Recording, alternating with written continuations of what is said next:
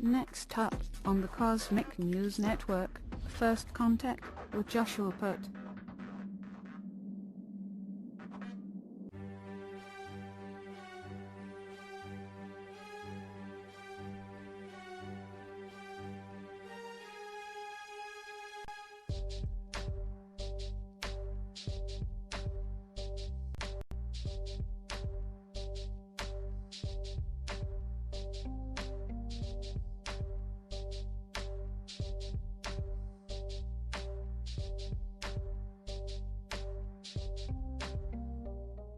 Good morning, Earthlings. How you doing today? Welcome back to First Contact Radio. Hope you had a good weekend. Today is Monday, the 16th of May, 2016, 5/16/16. The sun sign for today is still in Taurus. Taurus represented in the tarot by the card of the Hierophant, telling us that though we're in the physical, we want to be able to connect the spiritual to it. That is the key ingredient. The moon sign is temporarily in a void period. It entered the void of course phase at 4:20 a.m. and it will remain there till just past noon at 12:33 p.m. where it will move into the next moon sign, which is Libra. So, right now we're dealing with the effects of the sun and the moon in a trine together, which would be Scorpio at that point in time. So Scorpio and Taurus in a nice trine. So Scorpio being, let me show you this here. So we have the Taurus and we have the Scorpio. Okay, so we have the emotions, we have the earth, the physical realm, need to connect to the spirit, but we have these emotional ideas of transformation taking place. So something's going on in our reality. We're going through a transition right now. This isn't a physical death. This is a emotional death. Okay, an emotional death, something that we have to deal with as we're getting through the course of this day. Now, that happened 4:20 a.m. is when we went to that void, of course, so we're still feeling the effect of that as we move forward. And right now, we're not in any particular moon sign at all, so we're going to get into that in a little bit. And as we move into the next moon sign, it will be Libra, and that will take place at 12:33 p.m. So once we get past the noon hour, we start to move into a little bit more balance on the unconscious mind. Okay, we need to find that balance because obviously things are a little bit out of whack. There's an imbalancing that's going on, or a rebalancing of what we're feeling, the energies we're experiencing, and so on. So that's what we're dealing with there. And tonight over at 7:54 p.m., Mars is going to energize everything that's going on with Libra, which really could bring some interesting energies to it because Mars can be aggressive, it can be warlike, but it can be very creative as well. So which energy is going to fuel our balance or our balancing act that we are going through? We see that it's a sextile, so it tells us there's something positive. We're just going to need to experience today to find out how it's all unfolding. Okay, the moon itself is making its way up to the full moon. Currently, we are 77.2% of the way there. On the Jewish calendar, today is 8 Lyre. 8 Lyre, Omer, day count 23, moving into 24 this evening. The daily thought for today is bouncing up. Night comes before day, pain before pleasure, confusion before wisdom. So too this way the world was made. There is no journey forward without a first step backwards. So it is with all creatures. But we human beings, we strive not only to move forward, but to leap beyond our own nature, beyond any nature at all. We too must first step back before we can leap upward. But since our leap is beyond nature, we fall to beneath our nature. That is a sin, a fall beneath our own nature as one who crouches before he leaps, and that is the power of return, to leap beyond any bounds at all. All right, very interesting in light of all that is going on in the world. We're in the dream spell, wave spell of the seed. planting, flowering. We're at the shining bright of the star is the place where we're at today. It's the overtoned star guided by the warrior. The warrior asks questions. The phrase for today is I empower in order to act, to beautify commanding art. I seal the store of elegance with the overtone, a tone of radiance. I'm guided by the power of intelligence. And we are smack dab in the middle of these 10 days in a row, these galactic activation portal days, intense energy days. So we've got a week ahead of us that should be quite interesting indeed. Solar wind currently at 464.4 kilometers per second. Planetary K index currently at a 3. Might get unsettled over the next 24 hours up to a 4. Large corona hole in the sun here. Looks like the top of the sun, somebody took that right off. We got some going on here. We're definitely going to be feeling the effects of those today and over the course of the next couple days. M-class flare possibility 15%. X-class is at 1. Geomagnetic storm activity 40% in the mid-latitudes. In the high latitudes, it's dropping down from 60 to 55 in the severe range. However, in the minor and active range, it's staying stable at 25 and then also at 10%. So things are shifting and adjusting in that regard. And finally, looking up at the sky tonight, 3 zero-magnitude stars shine after dark in May. Arcturus high in the southeast, Vega low in the northeast, and Capella in the northwest. They appear so bright because each is at least 60 times as luminous as the sun and because all are relatively nearby, 37, 25, 42 light years from us respectively. Brighter, however, are Jupiter and Mars, high up in the southwest and low in the southeast after dark. There are 42 and 4 light minutes from Earth tonight, respectively. Jupiter's great red spot should transit the planet's central meridian around 9:57 p.m. Okay, so that's our cosmic weather today. We're looking at Taurus, Earth. We're looking at moving into an air sign of Libra, coming out of a water sign. So emotions are going to now move into actions. The actions are intended to balance ourselves. We've had some interesting times over this last week, especially Friday. We were thrown out of balance by what's going on. Now we're going to try to find our balance this week. There's some interesting things taking place. I'm going to tell you what those are in just a few moments. In the meantime, let's jump over to UFO news, because that's next.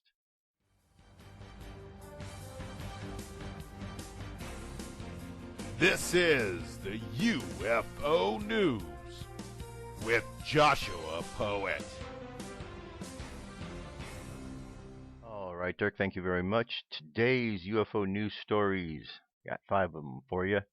First one, UFO photographed over Mendoza, Argentina. This took place on May 7th. Got that blue light up there. This UFO is 3 parts. 2 you can see and the third you can unless you add a light to it. Okay, that's the 2 we can see that he's describing. And we don't have the light to add to it. There are 2 circles, 2 small orbs, one on top you can see and one below. Catch, and that's the one we need the extra light for. Excellent catch of an Argentinian UFO. The guy says he has seen these several times.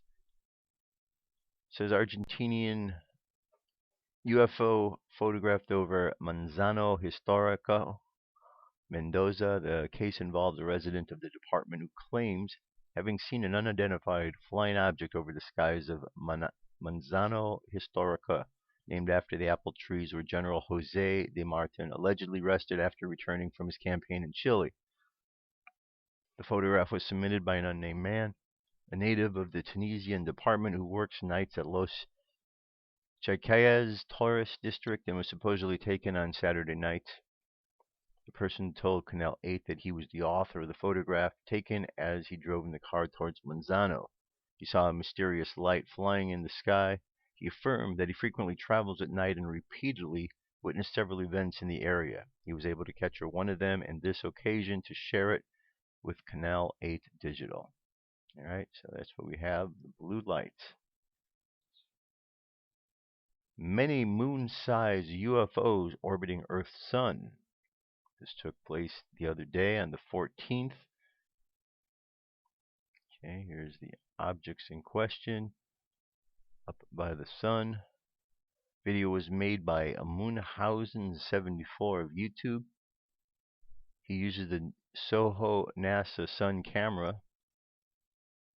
Videos are all original from government sources. About 7 years ago, 2 Russian scientists said that they found moon-sized UFOs orbiting Earth's moon, that these UFOs accelerate and decelerate frequently, and they even come to complete stops, then continue their orbital distance. I say dance because it's not a circular orbit. It's a chaotic, impossible orbit. These objects are said to move at hard right angles without even stopping. So over the course of the years now, we've seen many of these, haven't we? Moving through and around the sun.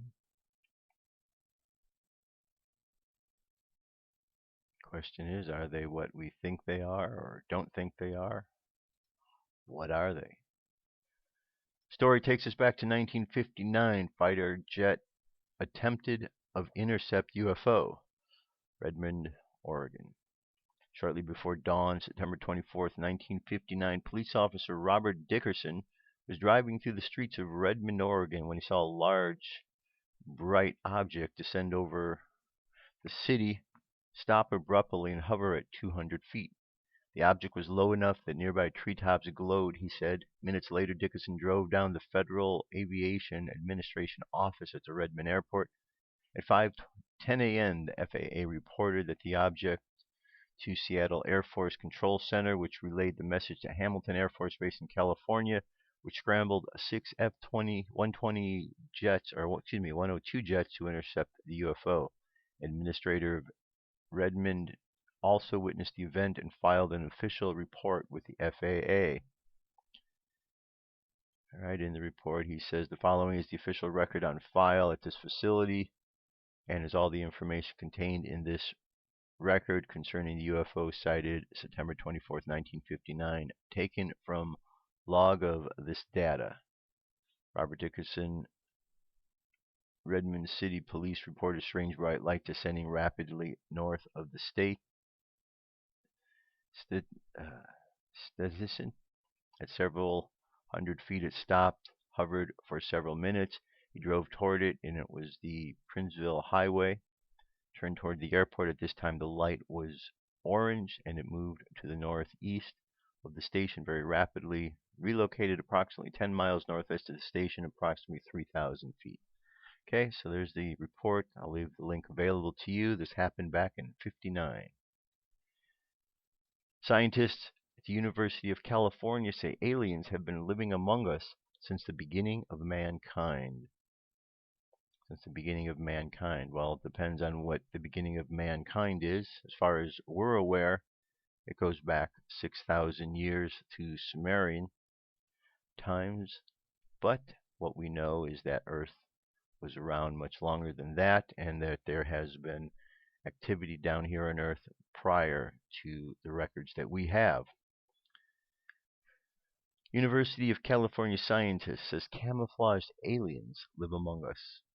Scientists of the University of California came up with an unusual hypothesis suggesting that space aliens have long settled on Earth and lived among us as observers. Of course, there is no evidence of this, but according to ancient sources, including the Bible, our planet has been visited by representatives of extraterrestrial civilizations since its inception. In 2000, scientists of the University of California, led by Professor Jonathan Melkisum, held a press conference during which the sensational news that representatives of extraterrestrial civilizations have long been among humans was reported. They adopted human appearance and closely monitor our every move. It's like an extreme version of the camouflage found in insects and animals. Moreover, according to historical records, there have been aliens on Earth from the beginning of creation, says Adrian Kent of the Perimeter Institute for Theoretical Physics in Canada. Okay, and finally, one more piece here. After years of silence, Air Force officer comes forward with the truth about UFOs. U.S. investigator. The U.S. investor Christopher Mellon worked 20 years for the federal government. He has now for the first time openly talked about the information the government has about UFOs. Mellon had held positions for the Ministry of Defense within the intelligence community. For his work, he's received several awards.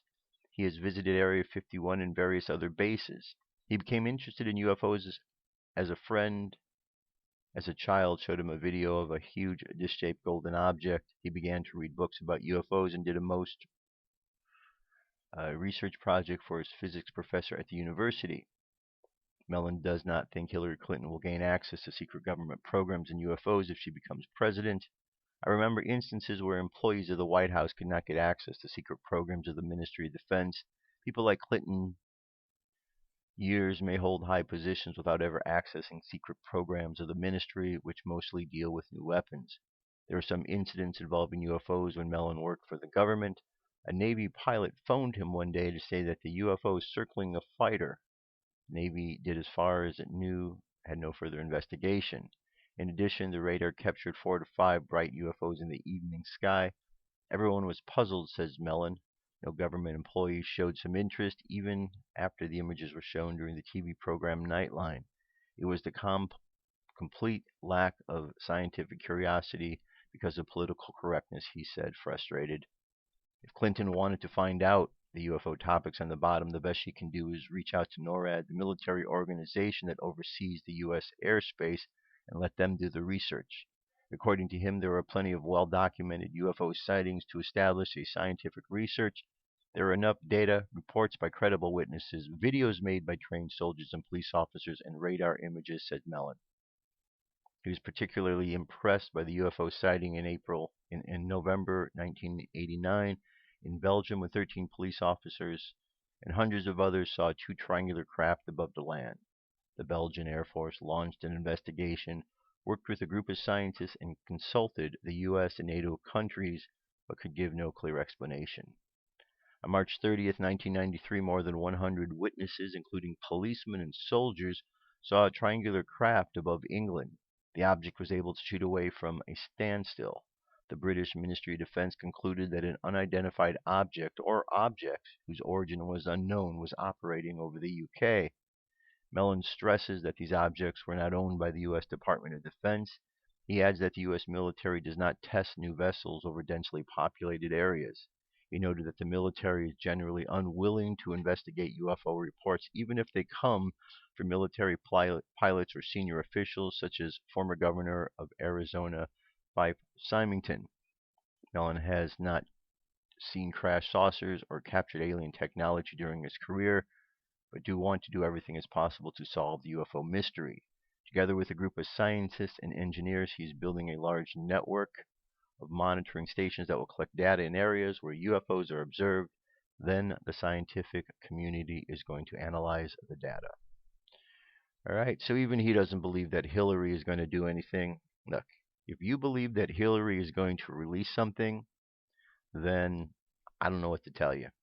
Hillary lies, lies, lies. Crooked Hillary is a perfect name for her because she's a liar. And now she's telling us that, oh, I'm going to release this information. Her husband wanted to do that, but he wasn't allowed to. She thinks she's going to.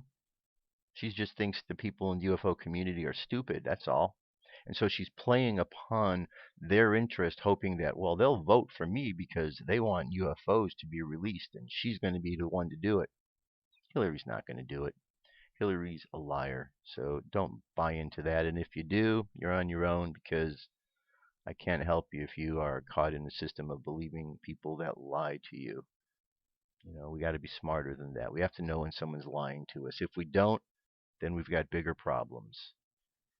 Bigger problems indeed, and that's what's going on in the world. Too many big problems because we lost track of our ability to discern right from wrong, truth from lies. And here we are. That's it for the UFO news. I'll be back. What if our government was responsible for some of the greatest crimes against this nation? Would you really want to know? These are big questions, but these questions deserve answers. It's time to demand the truth. People shouldn't be afraid of their governments. Governments should be afraid of them. 9/11 was an inside job.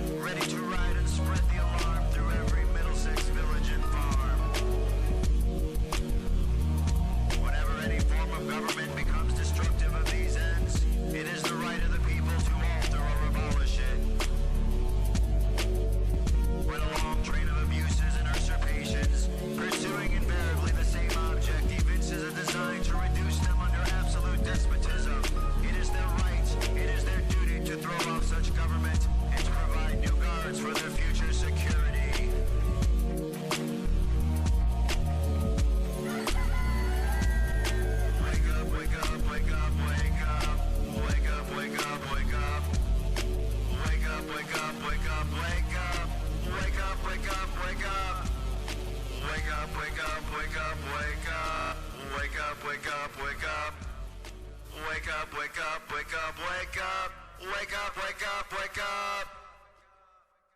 Patriots arise.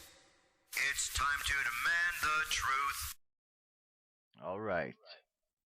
Let's get to some truth. Let's get to what's going on. So I'm going to talk about the elephant in the room. Friday, as we know, the man who thinks he is dictator or king, Obama, made a decree.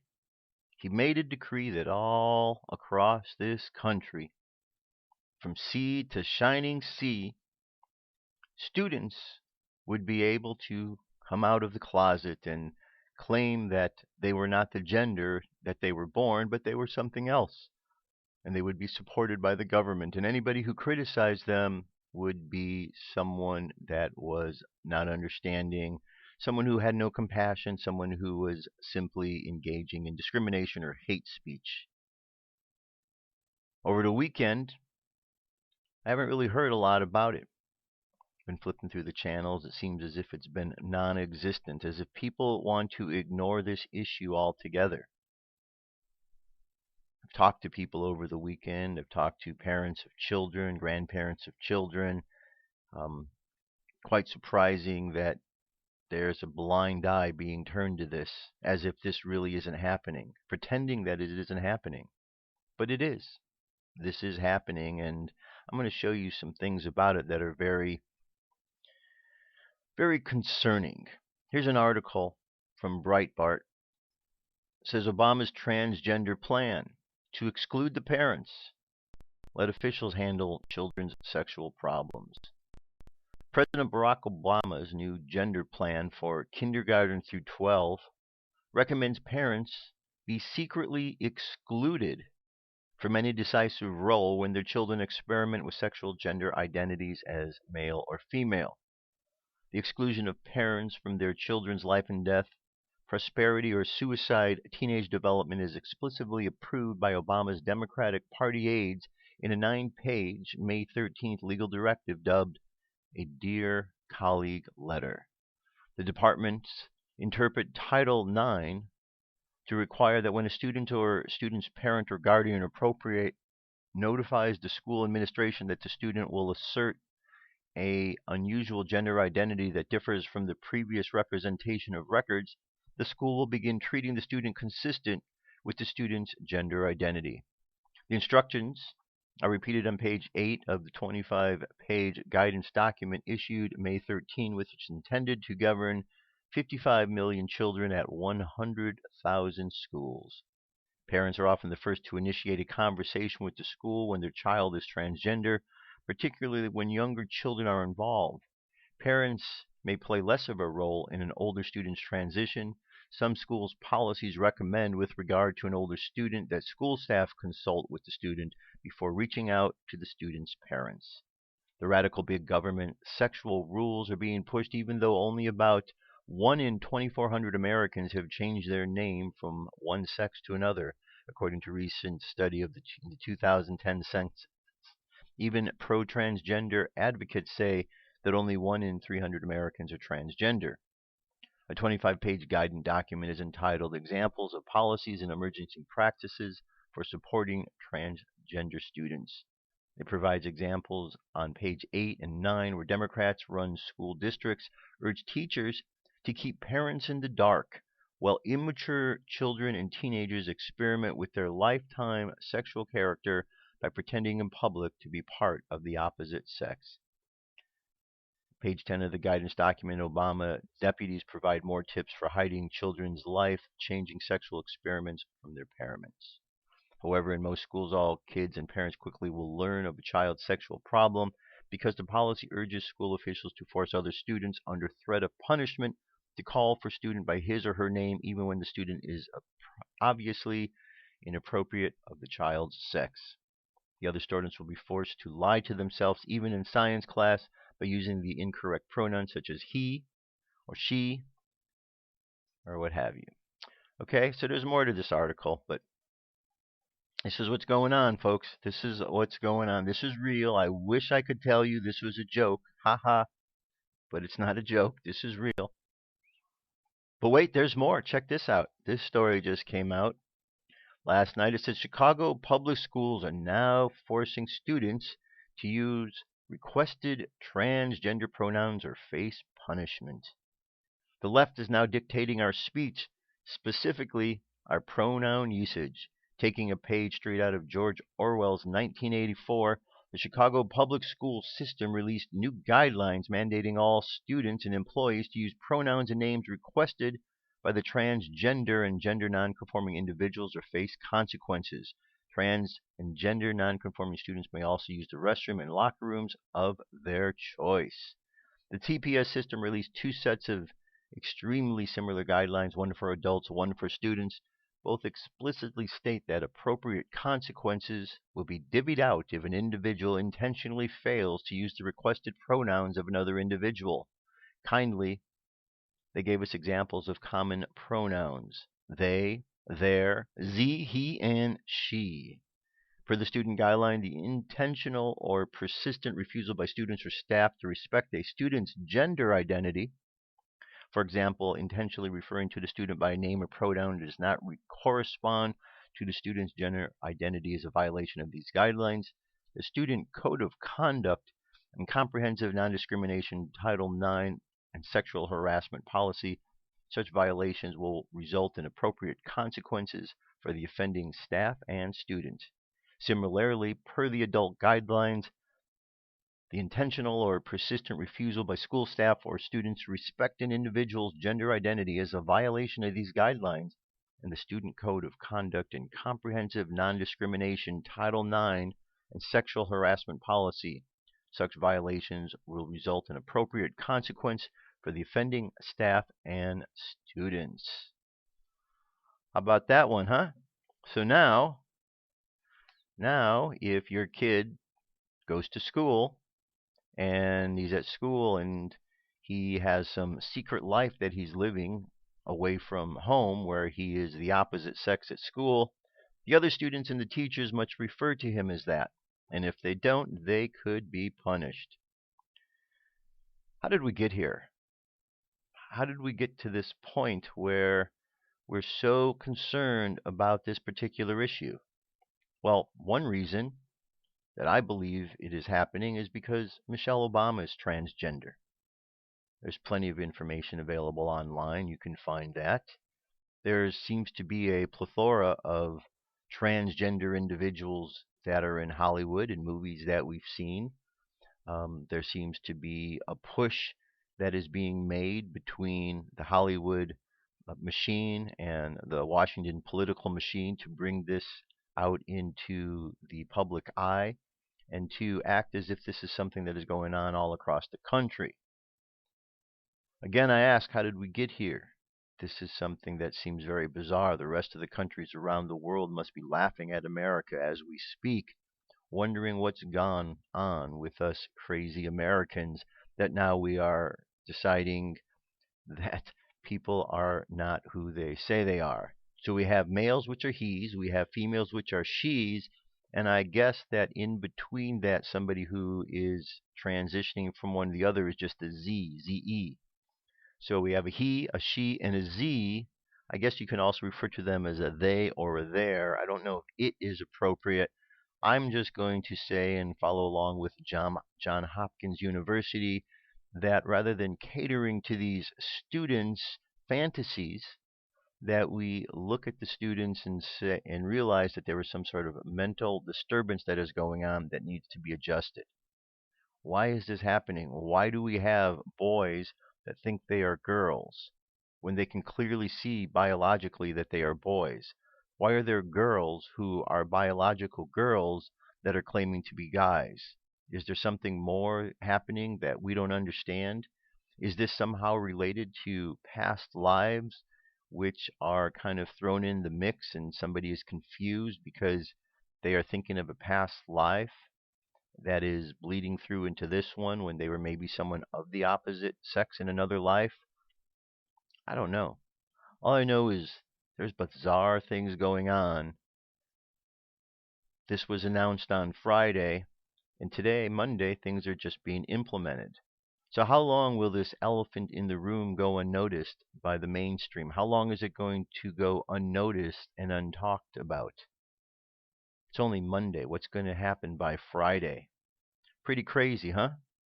Obama said that before he left office, there were going to be some profound changes taking place. Well, I'd say these are some pretty profound changes right now, but I don't think this is the end of them. Most recently, Obama could be heard saying, you can find the video from the actual event where he was speaking, where he used the phrase to tell people that the end of the republic never looked so good. And there he stood there with his smiling, smug face, telling this to an audience who laughed and applauded, thinking how wonderful that our republic has died. Well, I'd have to say that's probably the case. I don't know how we're going to recover from all of this. We've got a country that is in dire need. We have immigrants that are coming in with unchecked. We have terrorists that are lumping themselves in with the immigrants. When we say anything about wanting to check the immigrants, we're being called out as those who are hating or discriminating because we want to make sure bad people aren't coming in. We have confusing situations going on at these borders here where we have illegals coming across doing exactly the things that Donald Trump says that they're doing, bringing drugs, causing problems and fights, killing people in many instances, as we know, invading our country. And now we've got this going on. Parents, if you love your kids, which I'm pretty certain you do, you need to take a good, hard look at this information and you need to decide what you're going to do. Is it time to homeschool your child? Or is your child too far gone because they're trying to take your kids from you? They are trying to take your kids from you. That's what they are doing. They are taking your children from you. They no longer care what the parents have to say. They want to take your children into the school system and mold them the way they want them and have them live a secret life at the school different from what's at home.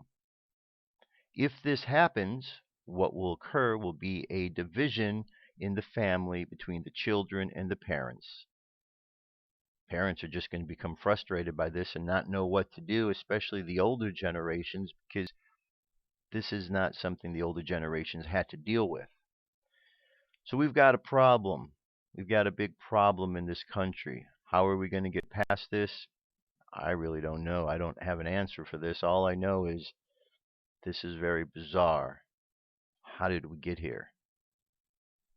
Didn't seem like we should be here, huh? Doesn't seem like we should be stuck in this place, but here we are. Here's an article, goes back to the beginning of the month. A biotech company has been given permission to try to resurrect the clinically dead. In a controversial move, a U.S. biotechnology company has been given permission to recruit 20 clinically dead patients and try to bring their central nervous system back to life. If they can successfully reanimate parts of the upper spinal cord where the lower brain stem is located, there's a possibility they could kickstart vital body functions such as breathing and heartbeats. Sometimes these patterns can only do with the help of machines. This represents the first trial of its kind, another step towards the eventual reversal of death of our lifetime, CEO BioQuark Incorporated, Ira Pastor, told Sarah Napton at The Telegraph. So, very, very, very interesting, huh?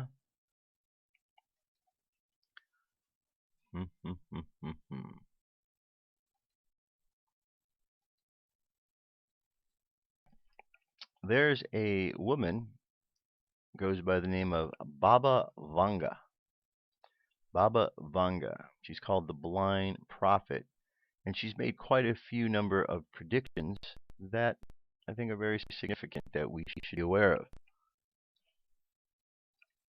There's a blind mystic who reportedly foretold 9/11, the 2004 Boxing Day tsunami, the Fukushima nuclear spill, and the birth of ISIS, already made dire predictions for 2016 and beyond. Bulgarian-born prophetess Baba Vanga, who died in 1996 at age 85, was known as Nostradamus from the Balkans, thanks to a purported 85% success rate, has long been revered in Russia and Europe as a kind of supernatural saint. Of the hundreds of predictions Vanga made over a 50-year career as a celebrated clairvoyant, a large number alluded to the natural and climate change-related disasters.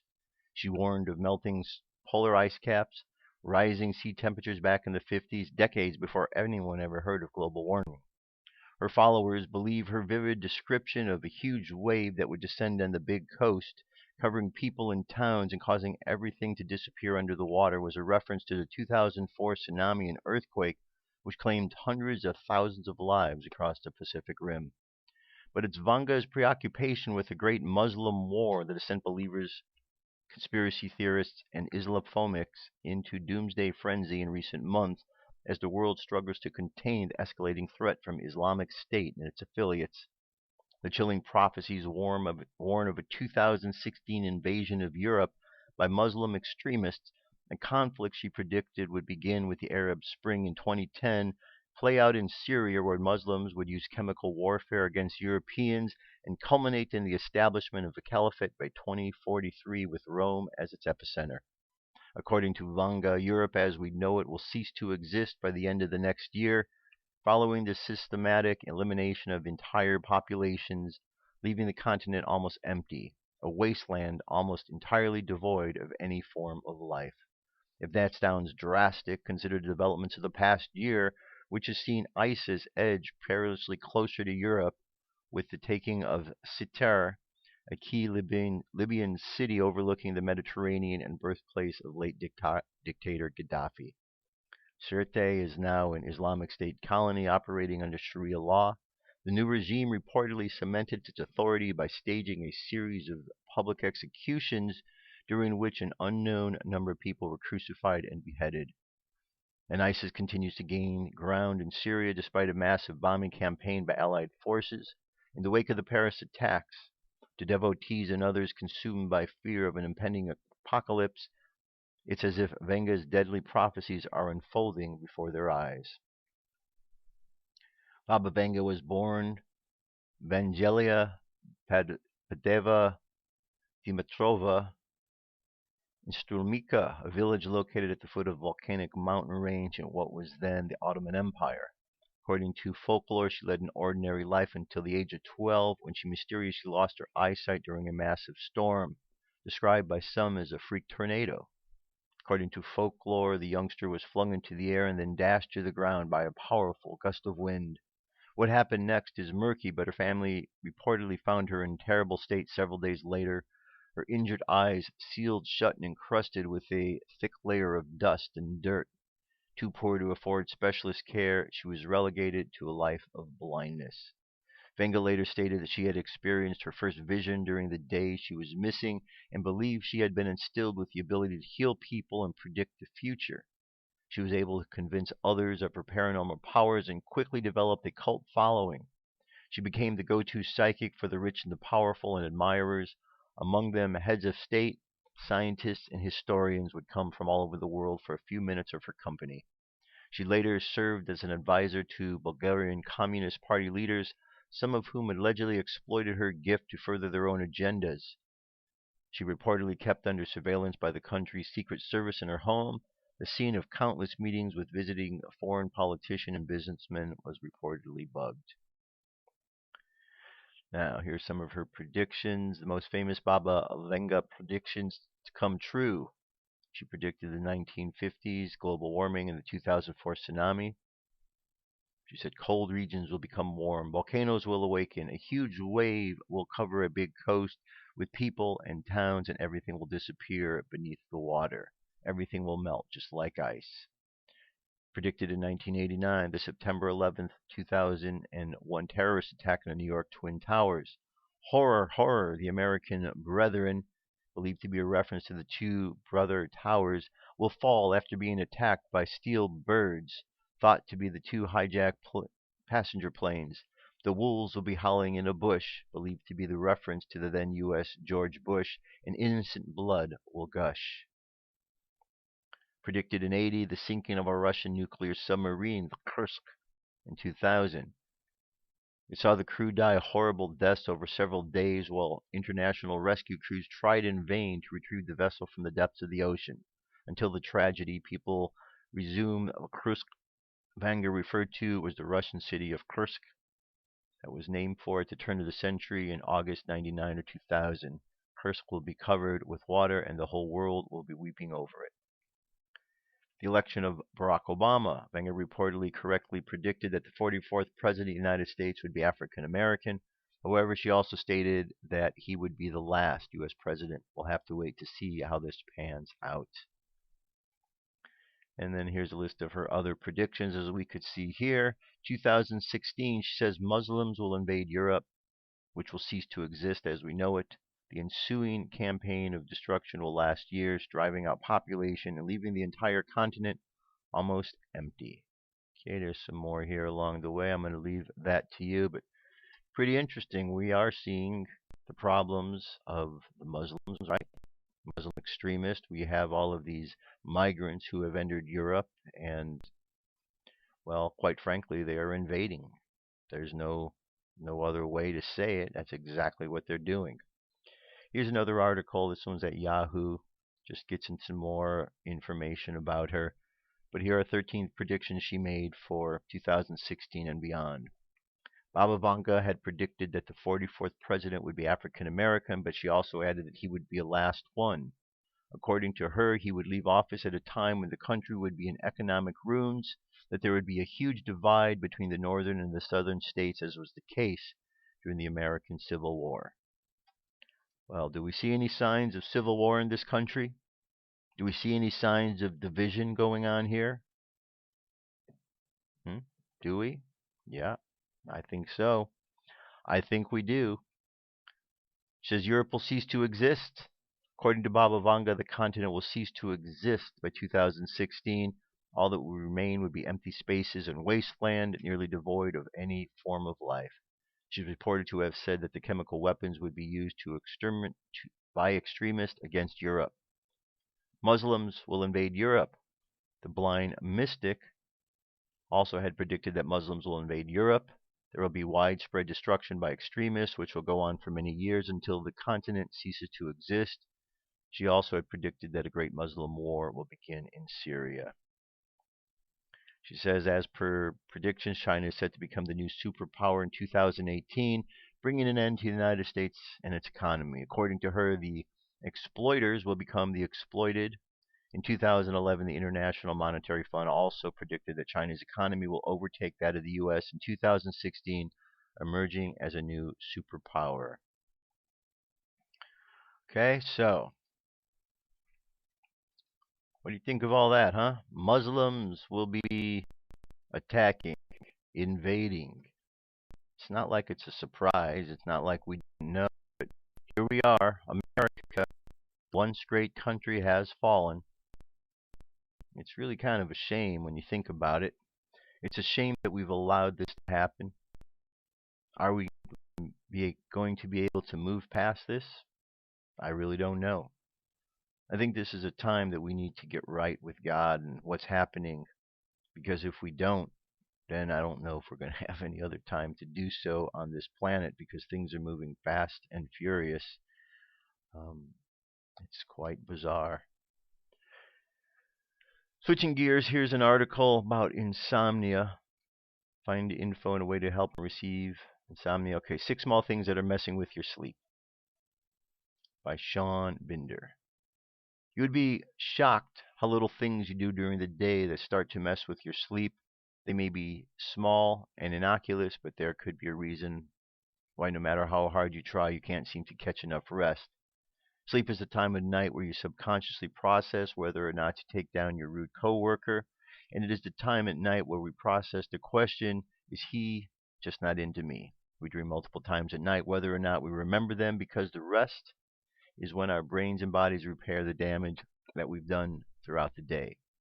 As a big proponent of sleep, I began investigating the small things I would do before bed that were potentially keeping me groggy throughout the day. Many seem obvious, while others do not so much. Below are a few of the small things you don't realize are messing with your sleep. Because I want to get the quality sleep you deserve, you're welcome. All right, here's a couple of them. Looking at your phone, according to Business Insider and basically every health professional ever, looking at your phone before falling asleep is a big no. The science behind this is that the blue and white lights behind the screen keep your brain from releasing melatonin, which is a natural hormone meant to induce sleep. Although I was unwinding by checking my Instagram feed before hitting the reset button on my day, little did I know I was robbing myself of valuable sleep. Going to sleep too early. It may seem ridiculous that going to bed early could be a thing, but I'm here to tell you it is. That everybody needs the reported 8 hours of sleep a night. For example, I feel almost alert after 6 hours, but the myth prevails, and if we try to catch up on sleep and get in our full 8 hours completely unaware that we can be messed up with our quality sleep. Yes, if you go to bed too early, enjoy waking up every 3 hours and wondering why you're still tired the next morning. Drinking anything but water past 7 p.m. This is a tricky one, but anything but water at night is screwing with your sleep. Most drinks have sugars and other chemicals in them meant to stimulate your body. If you're ingesting these before bedtime, your body is trying to release melatonin and keep itself awake at the same time. It sounds harsh. If it sounds harsh because it is, and you're keeping your body awake longer than it needs to be. White noise. Like I mentioned earlier, everyone is on a different sleep journey. While sleeping in total darkness may work for some, it may actually have the opposite effect for others. White noise allows some minds to wander and fall asleep. If you're this type of person who likes to have a fan on when you fall asleep, notice this about yourself. Determining which type of sleeper you are will have a huge impact on the quality of sleep you are getting. Falling asleep with your TV on. Much like your phone screen, your television releases those annoying blue and white lights that make it difficult for your brain to fall asleep. Furthermore, the flashing lights provide a distraction to your eyes, whether or not they're closed. If you're leaving the sound down as well, keep in mind that your brain retains most of everything it hears, so you could be falling asleep with infomercials being branded into your brain. And last, stress. The worst offender in this list may not be considered small, but you may not even know it's occurring. According to polls, money stress is the top thing people worry about before falling asleep. Seeing as this is one of the most realistic and widely spread worry, many people report thinking themselves awake by thinking about their bills or student loans. Before hitting the pillow, try meditating with a nice candle for 5 minutes. A recent study in the journal Sleep also found that the way people deal with their stress indicates how well they sleep, reporting that people who fixate on their problems had a higher instance of insomnia than those who reframe their stress with humor or religion. All right. So those are some good techniques and things to learn because everybody has troubles with sleep these days. All that's going on in the world and the insanity that we're dealing with, it really is no surprise that we are experiencing interesting moments of our sleeping patterns. All right, that brings us to our channeled message today, again from Archangel Gabriel. Archangel Gabriel Daily Message tilde Sunday, May 15th, 2016 by Shelley Young. The universe is always presenting you with ideas and opportunities. Think of the universe holding something up to you and asking, this. You, as the creator of your life expression, get to say yes, or to move on. You give your approval through your focus, choice, and appreciation. Your life is much like a buffet. You will always have a myriad of options you can choose from. You get to decide what you put on your plate and what you leave behind. You certainly don't have to stay there wailing, "Oh no, there's tomatoes again. Why does there have to be tomatoes every time I go to a buffet?" They are there because some people like them, but it doesn't mean they ever have to be part of your personal experience if you don't want them to be. The universe is not out to vex you, dear ones, or test you, or try you. The world is filled with enough options to satisfy the billions of souls on your planet. There is not something innately wrong with you that needs fixing if you keep drawing tomatoes into your experience. Feel free to move beyond whatever is not a match to you, but understand it is a blessing to live in such a diverse world that can serve everyone's needs. Archangel Gabriel. Okay. You know, that kind of ties into some of what we're dealing with, because we have a crazy situation going on here that people feel that their rights supersede the rights of others. People aren't tolerant of what others do, and so that's kind of talking to that. At least it seemed like it to me, that we have to learn to, if we go to a buffet, as the message said, we go to a buffet and let's say there's tomatoes on the buffet. Just because we don't like the tomatoes doesn't mean we have to have the tomatoes banned from the buffet, because there are those who might like them. And there might be things that others like that don't like that we like, and so on and so forth. So here we are in a world that is dealing with all sorts of issues, and this social justice that is going on in the world by these so-called social justice warriors is really getting out of control, because really what we're doing is we're stopping ourselves from speaking, trying to eliminate free speech as if we think this is a good thing. It's not a good thing. It's not a good thing to eliminate free speech. And those who are simply pushing this agenda are those who have been conditioned by the governments. Where are we seeing this from? A lot of this is coming from the children, right? The kids in schools. You know why? Because they've taken those children and they've already brainwashed them to the point that they believe that this is the way to go. They've already taken your children from you. They're continuing to do this. On and on and on. Your children are being taken from you and turned against the parents. And until the parents decide they're going to do something about that, it's going to continue to happen. I hate to see this happening. I'm just reporting what I'm seeing. I know you're seeing the same thing out there too. So we got to figure out how to get through this, and we have to figure this out real quick. All right, that brings us to our meditations. Close your eyes. Take a deep breath and exhale. Take another deep breath and exhale again. And another breath and exhale. Now let's just imagine ourselves looking at the world as it is today. And we see a world that is going through many adjustments and changes.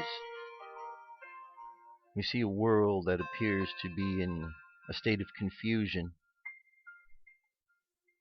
And as we look at this world in a state of confusion, in chaos, we find that it is easy to get caught up in this chaotic pattern, to get pulled in like a whirlpool. And we see many members of humanity caught up in this whirlpool. And in this whirlpool of confusion, there is no common sense, because that has been pushed aside. And the mind is running rampant, uncontrolled, unfocused. And so we imagine ourselves going inside.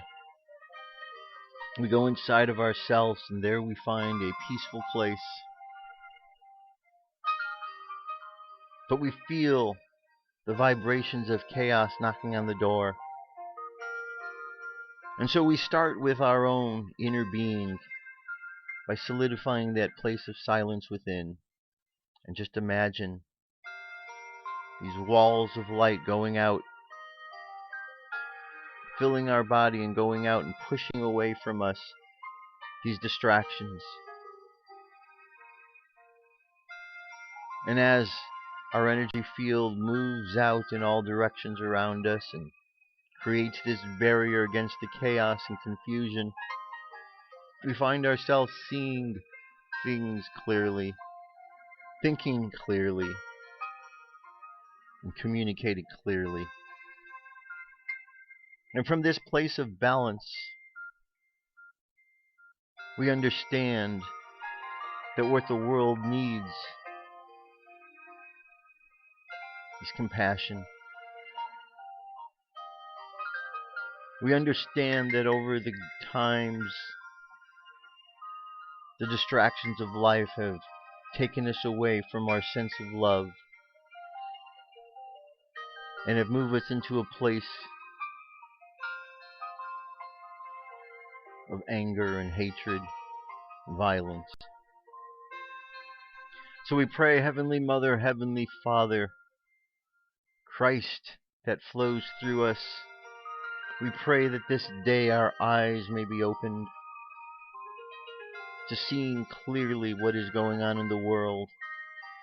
We pray that the light shines through our being and that we allow this light to shine out into the world, to connect with all the other light that is shining in the world, to move us past the confusions that are taking place. And we pray for each and every individual upon the planet at this time, that they find the strength within them to be able to stand strong in understanding our connection to Source. So let the subconscious mind continue on the journey, a journey of observing the world and sending out energy of a positive vibration to help strengthen and encourage others to do the same, till one by one we share this energy of positivity, clarity, truth, till one by one our eyes open and all people are seeing, and we realize the error of our ways. So let the subconscious mind keep sending that out. And let's bring the conscious mind back to the present moment on the count of 3. 3 coming back to the present moment filled with confidence. 2 coming back to the present moment filled with faith. And 1 coming back to the present moment happy, healthy, whole. Happy, healthy, and whole. Take another deep breath. Exhale and open your eyes. Alright, my friends, that is it for today. A lot going on this week. A lot going on, so we need to pay attention. We need to start off this week really on point, because things are in motion, and if we don't get in line with what it is that we need to be doing, we're going to find ourselves continuing to wander further and further off the path. You know, things aren't necessarily set in stone. We have an opportunity to change things, but in order to change things, we need to have the desire to change them. And that desire is only going to come when we realize there is a problem, that something is wrong. So we need to continue to seek guidance from the Source. We need to seek the wisdom of the Christ light that shines through each one of us. And we need to be brave and strong in this world to stand up on what it is we know is true. And we need to walk away from the things that are chaotic and insane. We know what they are. The world wants to crucify those who point out the things that are insane, that don't make sense, because the world right now is going crazy. So we have to ignore all of those worldly ways, and we have to trust that inner guidance, the guidance from Spirit, the guidance from the Source that flows through us, the guidance from the light of Christ that shines bright. It's the only way, my friends. There's only going to be one opportunity to get this right. As you can see from the different predictions and the events in the world, we're really circling the drain here. Maybe it's time for this whole experiment of Earth just to be flushed away.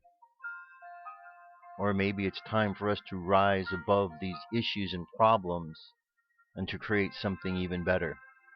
The choice is up to us, my friends. We're the ones we've been waiting for. So the question is, what are we waiting for? Let's get with the program. Let's do it. That's it. I'll be back tomorrow with more news and information. Till then, have yourselves an awesome day. I love you. Keep loving each other, and I'll talk to you soon. Peace. I'm out of here.